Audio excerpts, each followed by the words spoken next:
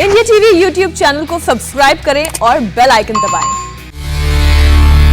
नमस्कार, आप देख रहे हैं इंडिया टीवी। मैं हूं पंकज भार्गव और इस वक्त की सबसे बड़ी सियासी खबर आपको बता दें, गुजरात में बड़ा राजनीतिक बदलाव हुआ है। सीएम विजय रूपाणी ने अब से कुछ देर पहले अपने पद से इस्तीफा दे दिया। इस्तीफे के पीछे की वजह बीजेपी के राजनीतिक संगठन में बदलाव को बताया जा रहा है। फिलहाल सूत्रों के मुताबिक नए सीएम के नाम का ऐलान कल किया जा सकता है। कल गुजरात बीजेपी विधायक दल की बैठक होनी है। विधायक दल की इस बैठक में नए सीएम के नाम पर मोहर लग सकती है। सूत्रों के मुताबिक केंद्रीय स्वास्थ्य मंत्री मनसुख मांडविया, केंद्रीय मत्स्य पालन पशुपालन एवं डेयरी मंत्री पुरुषोत्तम रुपाला, गुजरात के deputy CM Nitin Patel CM की रेस में हैं, लेकिन फाइनल नाम पर मोहर बीजेपी विधायक दल की बैठक में ही लगेगी। विजय रूपाणी ने इस्तीफे के बाद एक प्रेस कॉन्फ्रेंस की। उसमें प्रधानमंत्री नरेंद्र मोदी को मुख्यमंत्री जैसी अहम जिम्मेदारी जो उनको मिली थी उसके लिए उन्होंने उनका शुक्रिया अदा किया। रूपाणी ने कहा, मेरे इस्तीफे का कोई और अर्थ न निकाला जाए। पार्टी में समय के साथ यानी वक्त के साथ दायित्व बदलते रहते हैं। अब गुजरात का विकास नए सीएम के नेतृत्व में होगा। ये तमाम बातें उन्होंने अब से कुछ देर पहले जो प्रेस कॉन्फ्रेंस की उसमें कही हैं। और हमारे दो वरिष्ठ सहयोगी निर्णय कपूर इस वक्त हमारे साथ गुजरात से जुड़ रहे हैं। उसके अलावा देवेंद्र पराशर हमारे सीनियर एडिटर दिल्ली में मौजूद हैं। मनसुख मांडविया के नाम का जिक्र किया था देवेंद्र ने। निर्णय, आप दोनों दिग्गज जब साथ होते थोड़ा काम आसान होता है। जरा सस्पेंस दूर कीजिए, क्या लगता है किसका वेट सबसे ज्यादा है? पुरुषोत्तम रुपाला, मनसुख मांडविया, नितिन पटेल या फिर कोई और?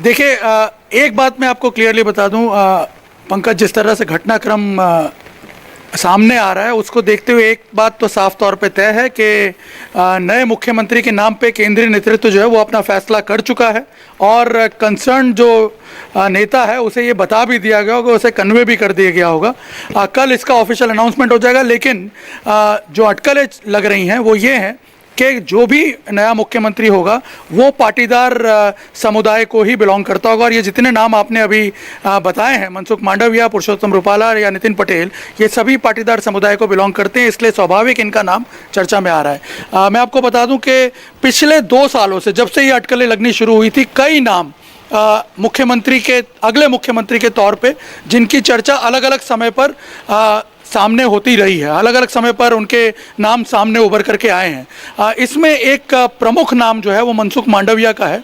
मनसुख मांडविया जो कि काफ़ी एफिशिएंट लीडर हैं, प्रधानमंत्री मोदी के काफ़ी करीब माने जाते हैं, कॉन्फिडेंट माने जाते हैं। उन्होंने जो रिस्पॉन्सिबिलिटी उन्हें दी गई है उसमें उन्होंने डिलीवर करके दिखाया है। वो एक प्रोबेबल नाम हो सकते हैं। इसके अलावा नितिन पटेल, क्योंकि उप मुख्यमंत्री हैं, कद्दावर नेता भी हैं गुजरात के पाटीदार समुदाय के, लेकिन क्योंकि विजय रूपाणी ने इस्तीफा दिया है और वो उस सरकार में उप मुख्यमंत्री थे, तो जाहिर सी बात है ऐसे में उन्हें दोबारा रिपीट किया जाएगा या नहीं, ये अपने आप में एक इस पर एक सवालिया चिन्ह लग जाता है। अब वो ऑप्शन के तौर पे ज़रूर हो सकते हैं, लेकिन उन्हें रिपीट किया जाएगा या नहीं, ये अपने आप में एक मुझे लगता है कि संशय वाली बात है। कुछ और नाम भी हैं। मैं आपको बता दूं कि एक नाम जो बहुत ही साइलेंट है लेकिन हो सकता है अचानक रेस में सामने उभर करके आए, आरसी फल्दू, जो कि प्रेजेंट सरकार में कृषि मंत्री रह चुके हैं, कृषि मंत्री हैं। पहले गुजरात के प्रदेश अध्यक्ष भी रह चुके हैं। जब प्रधानमंत्री मोदी गुजरात के मुख्यमंत्री थे तब उनके साथ करीब 5 साल उन्होंने संगठन में अध्यक्ष के तौर पर काम किया, काफ़ी करीबी माने जाते हैं प्रधानमंत्री मोदी के। और मैं आपको बता दूं कि अपने कामकाज को लेकर के भी काफ़ी एफिशिएंट माने गए हैं। उनका परफॉर्मेंस भी काफ़ी अच्छा रहा और सबसे बड़ी बात यह है कि लो प्रोफाइल है। और दूसरा ये कि जो प्लस पॉइंट उनका है वो है पाटीदार समुदाय से आते हैं, लेवा पटेल कम्युनिटी से वो आते हैं, जिसको बैलेंस करना इस वक्त पार्टी के लिए ज़रूरी भी है। एक ये नाम हो सकता है और एक नाम जो कि एक सरप्राइज नाम हो सकता है प्रफुल्ल पटेल का, और दूसरा सरप्राइज नाम हो सकता है गोवर्धन झड़फिया का। ये भी पाटीदार कम्युनिटी को बिलोंग करते हैं। जो ओवरऑल एक पिक्चर उभर करके सामने आ रही है, बीजेपी को ये लगता है कि यदि उन्हें अपना प्लान जो है इम्प्लीमेंट करना है सही तरीके से इलेक्शन के दौरान अगले 1 साल में, तो उन्हें पाटीदारों को पूरी तरह अपने फोल्ड में लाना होगा, जो कि 5 साल पहले पार्टी से काफ़ी दूर चले गए थे। धीरे धीरे प्रयास करके काफ़ी हद तक उन्हें अपनी तरफ आकर्षित करने के जो प्रयास हैं उसमें सफलता भी मिली है। अभी आपने देखा होगा जब नए मंत्रिमंडल का विस्तरण हुआ है तो दोनों जो पाटीदार मंत्री थे, जो राज्य मंत्री थे, उन्हें कैबिनेट मंत्री का जो स्टेटस है वो दिया गया। बिल्कुल, तो दो नए नाम भी आपने बताए हैं, निर्णय ये नाम भी प्रोबेबल ये भी हो सकते हैं, देवेंद्र और निर्णय, यानी निर्णय जो बात कर रहे थे देवेंद्र, आप भी वही बात लगभग कह रहे थे कि अचानक, भले ही देखने में अचानक लग रहा है, लेकिन जाहिर बात है इस पर पूरा गहन अध्ययन हुआ होगा, पूरा इस पर काम हुआ होगा और अगला मुख्यमंत्री कौन है यह तय हो चुका है। कल बस उसकी महज अनाउंसमेंट होनी है और यह इसलिए भी बहुत महत्वपूर्ण है क्योंकि अगला साल चुनावी साल है गुजरात में। जी हाँ, बिल्कुल पंकज, और इसमें कोई दो राय नहीं कि बीजेपी की निश्चित तौर पे नहीं चाहेगी कि गुजरात के चुनाव में एक बार फिर से, पिछले चुनाव में हमने देखा कि किस प्रकार से कांटे का मुकाबला रहा था, तो वैसी कोई स्थिति इस बार फिर से दिखे और आम आदमी पार्टी खासतौर पे जो वहाँ पे कोशिश कर रही है उसको किसी प्रकार से उभरने का मौका दिया जाए। ये सारी चीज़ें बीजेपी का जो शीर्ष नेतृत्व है निश्चित तौर पर नहीं चाहेगा, उसके लिहाज से ये जाहिर तौर पर चेहरा बदला गया है। और एक चीज़ मैं आपको पंकज बताऊँ कि थर्सडे रात को, बृहस्पतिवार के देर शाम यानी कि रात को अचानक बिना किसी पूर्व निर्धारित कार्यक्रम के गृह मंत्री अमित शाह अचानक दिल्ली से अहमदाबाद जाते हैं और शुक्रवार यानी कि कल सुबह वहां से उनकी वापसी हो गई थी। और ये जो उनका दौरा था बिल्कुल भी प्री शेड्यूल्ड नहीं था और किसी को इस बात की ज़्यादा भनक नहीं लगी कि आखिर गृह मंत्री अमित शाह क्यों जा रहे हैं। अब ये बात समझ में आ रही है कि गृह मंत्री अमित शाह आखिर क्यों गए थे। तो कुल मिलाकर जो स्क्रिप्ट था वो बहुत सुनियोजित तरीके से तैयार कर लिया गया था और ये समझा भी जा सकता है कि प्रधानमंत्री नरेंद्र मोदी या गृह मंत्री अमित शाह की बात करें तो ऐसे तो वो देश के हर एक राज्य के पॉलिटिक्स को बहुत बखूबी समझते हैं, लेकिन गुजरात तो उनका हार्ट है और ऐसी स्थिति में गुजरात के बारे में कोई भी फैसला लिया जाना है तो जाहिर तौर पर ये दोनों नेता निश्चित तौर पर चाहेंगे कि सब कुछ बहुत ठोक बजा के किया जाए। और जो बीजेपी के जो शीर्ष दो बड़े नेता हैं, अगर गुजरात के एक एक पंचायत के एक एक सदस्य को, बीजेपी के सदस्य को अगर व्यक्तिगत तौर पे जानते हैं तो आप अंदाजा लगा सकते हैं कि वो जो उनका फैसला होगा वो किस प्रकार का होगा और कितना सुविचारित फैसला होगा। उस लिहाज से जाहिर तौर पे उन नामों को लेकर, जिन नामों को लेकर हम लोग चर्चाएं कर रहे हैं पंकज, जो बीजेपी की कार्यशैली दिल्ली में दिखती है, ये तय मानिए कि प्रधानमंत्री नरेंद्र मोदी और गृह मंत्री अमित शाह के अलावा किसी और को इस बात की अब तक भनक भी नहीं होगी, उस व्यक्ति को भी भनक नहीं होगी जिन्हें अगला मुख्यमंत्री बनना है। और ये बहुत आखिरी समय में और बाद के समय में बताया जाएगा। तो ये जो इनकी रणनीति रहती है कि कोई भी काम करना है तो उसको बहुत ठोक बजा के किया जाए जिसे कहते हैं, उस तरीके से गुजरात के मामले में भी हमने देखा है। और पाटीदार समुदाय निश्चित तौर पर पिछले चुनाव में दिखा था किस प्रकार से एक बड़ा कंसर्न था। नामों की जो बात की जा रही थी, जैसे गोवर्धन झड़फिया की अगर बात करें तो 2019 के चुनाव में उनको यूपी का प्रभारी बनाया गया था। हालांकि 2007 में उन्होंने अपनी पार्टी बनाई थी, विद्रोह किए थे, केशुभाई पटेल मामला आपको याद होगा जी, उसमें उन्होंने बगावत की थी। 2014 में फिर से इनकी वापसी हुई। तो क्या पार्टी का शीर्ष नेतृत्व एक बार फिर से उन पर भरोसा कर पाता है? ये सारे फैसले निश्चित तौर पे गृह मंत्री अमित शाह, प्रधानमंत्री नरेंद्र मोदी ले चुके होंगे, लेकिन उसकी जानकारी पार्टी के कई नेताओं से अभी हमने पूछा है, कम से कम उन्हें तो इस बात की भनक नहीं है कि आखिर अगला मुख्यमंत्री कौन। बिल्कुल, और निर्णय गुजरात मॉडल की पूरी दुनिया में चर्चा होती है और वो किस कदर उसकी चर्चा होती है पूरी दुनिया जानती है, पूरी दुनिया ने देखा है। और फिर नरेंद्र मोदी जैसा शख्स जहां पर मुख्यमंत्री रहा हो और जितने वो कुशल एडमिनिस्ट्रेटर हैं और प्रधानमंत्री के रूप में पूरी दुनिया में उनकी चर्चा होती है, उनकी जगह को पूरा करना वो बहुत मुश्किल काम है। आनंदी पटेल कुछ वक्त रही थी, आनंदीबेन पटेल, अब काफी अरसे से विजय रूपाणी मुख्यमंत्री थे। अब जो नया चेहरा होगा उसके कंधों पर भी बहुत बड़ी जिम्मेदारी आने वाली है। जी बिल्कुल, इनफैक्ट मैं आपको बता दूं कि जब नरेंद्र मोदी ने गुजरात के मुख्यमंत्री के तौर पर अपना कार्यभार पूर्ण करके वो दिल्ली पहुंचे, तभी से इनफैक्ट गुजरात में ये चर्चा है कि जो भी अगला मुख्यमंत्री होगा, हमने आनंदीबेन के कार्यकाल के दौरान भी देखा, लगातार उनकी परफॉर्मेंस की चर्चा जो है वो नरेंद्र मोदी के कार्यशैली से होती रही। विजय रूपाणी को भी जो ज़्यादा एक तरह से मैं कहूँगा कि परसेप्शन वाइज जो उन्हें फेस करना पड़ा वो इसी कंपैरिजन का एक फॉल आउट था। आप ये मान करके चलिए कि जो बेंचमार्क उन्होंने स्थापित किए हैं, जो बेंचमार्क नरेंद्र मोदी ने स्थापित किए अपने कार्यकाल के दौरान, जो डिलीवरी उनके शासन के दौरान हुई, उसके साथ जो भी अगला मुख्यमंत्री आएगा, हमने आनंदीबेन के टाइम पे देखा, रूपाणी के टाइम पे देखा और अभी जो अगला मुख्यमंत्री आएगा उसे भी ये जिंक्स जो है उसे फेस करना पड़ेगा, क्योंकि मैं आपको बता दूं कि पिछले 13 सालों में जब वो मुख्यमंत्री रहे गुजरात के नरेंद्र मोदी, तब उन्होंने जिस तरह से काम किया गुजरात में, जिस प्रकार की योजनाओं का इम्प्लीमेंटेशन किया गया, और सबसे बड़ी बात जो उनका 1-to-1 कांटेक्ट था पब्लिक के साथ, जिस तरह से वो लगातार जनता के संपर्क में भी रहे, ये सब एक साथ मैनेज कर पाना, और सबसे बड़ी बात एडमिनिस्ट्रेशन पर भी उसी प्रकार से अपनी पकड़ को बनाए रखना, ये सारी चीज़ें एक साथ मैनेज कर पाना, ये किसी भी एडमिनिस्ट्रेटर के लिए काफ़ी बड़ी चुनौती होती है।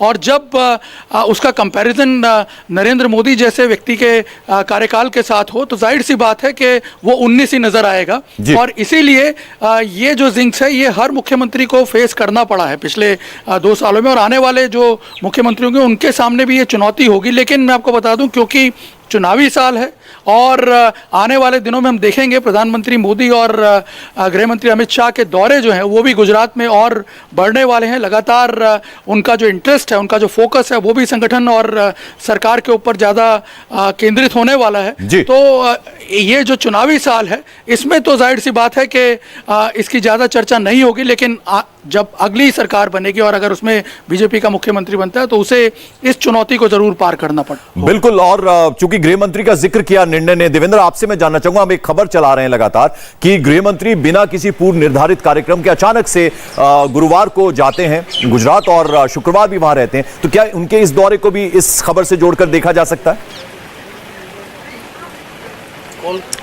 निश्चित तौर पर पंकज, सिर्फ और सिर्फ इसी डेवलपमेंट के लिए गृह मंत्री अमित शाह गए थे, जैसा हमारे सोर्सेज बता रहे हैं, और उसमें उनका ये बताना था कि बृहस्पतिवार को देर शाम यानी बृहस्पतिवार रात को बिना किसी पूर्व निर्धारित कार्यक्रम के गृह मंत्री अमित शाह अचानक दिल्ली से अहमदाबाद गए और कल सुबह उनकी वापसी वहां से हो गई है। तो जाहिर तौर पे वहां पे जाकर रात में जो कुछ भी मैसेज देना था, जिन नेताओं को जो कुछ भी तैयारी करनी होगी इस चेंजेस के लिए, उसके लिए अमित शाह ने वहां पे वो तैयारी कर रखी थी। और जैसा कि पहले हम लोग बता रहे थे कि दिसंबर में पहली बार गुजरात संगठन ये रिपोर्ट दिल्ली में दी थी कि जो मौजूदा फेस हैं, मौजूदा मुख्यमंत्री हैं, इस फेस के सहारे हमें आगे नहीं बढ़ना चाहिए, इन्हें बदला जाना चाहिए। उस समय ये शुरुआत हुई थी, और उस शुरुआत जो हुई थी, जो अब आप मुहिम या अभियान कह सकते हैं बदलाव की, उस पर जुलाई के आखिरी सप्ताह में लगभग मुहर लग गई थी। और तब हमें यह बताया गया था कि 15 अगस्त से पहले कभी भी गुजरात के मुख्यमंत्री बदले जा सकते हैं।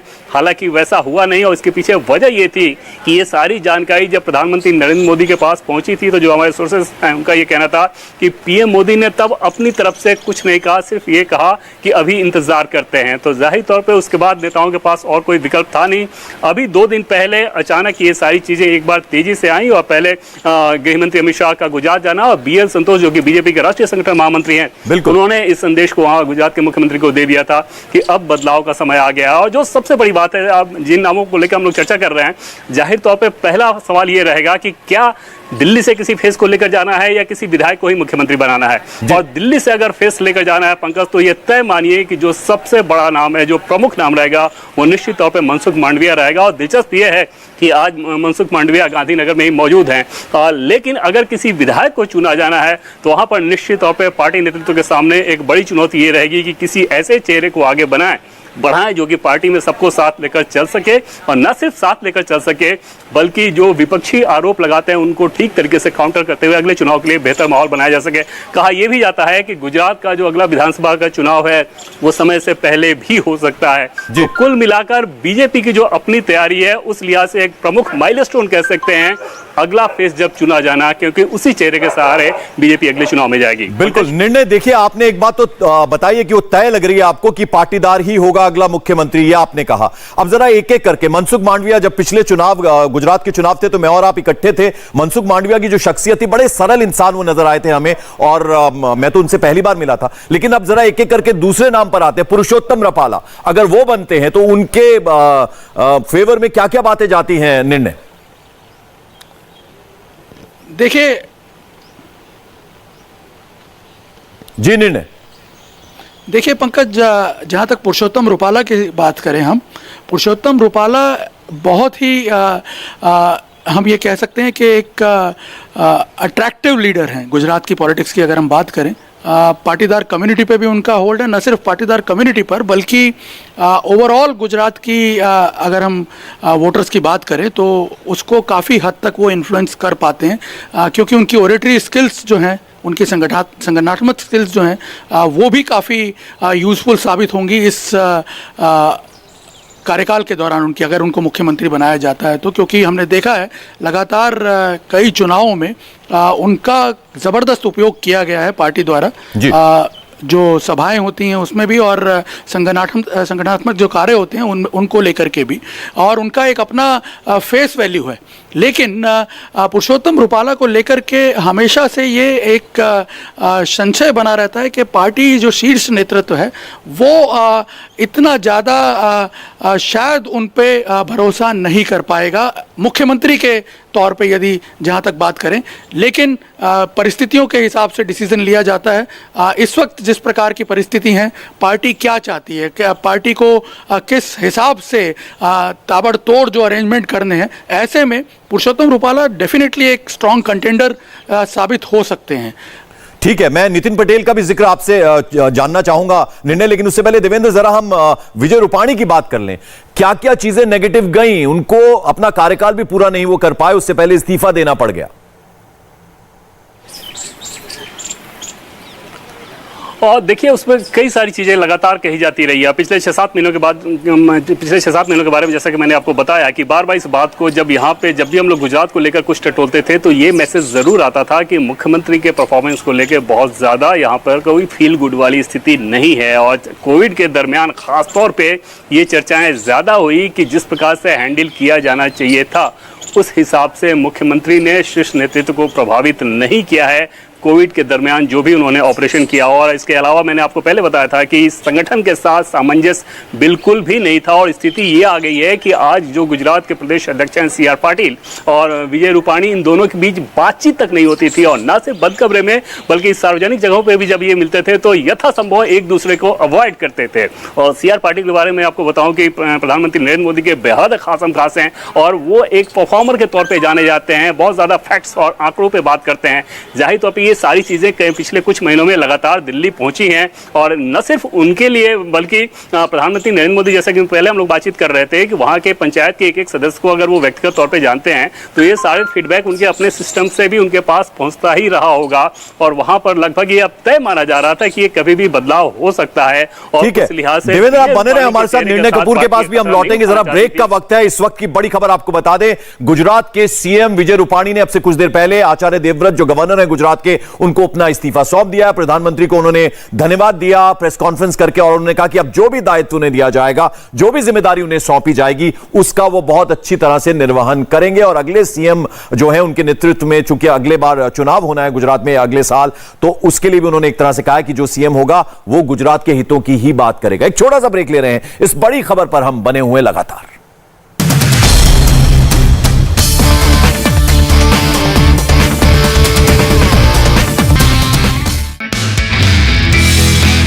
नमस्ते, मैं हूं मीनाक्षी जोशी। वीडियो और खबरों से अपडेट रहने के लिए India TV YouTube channel subscribe करें, बेल आइकन दबाना ना भूलें। जुड़े रहें इंडिया टीवी के साथ।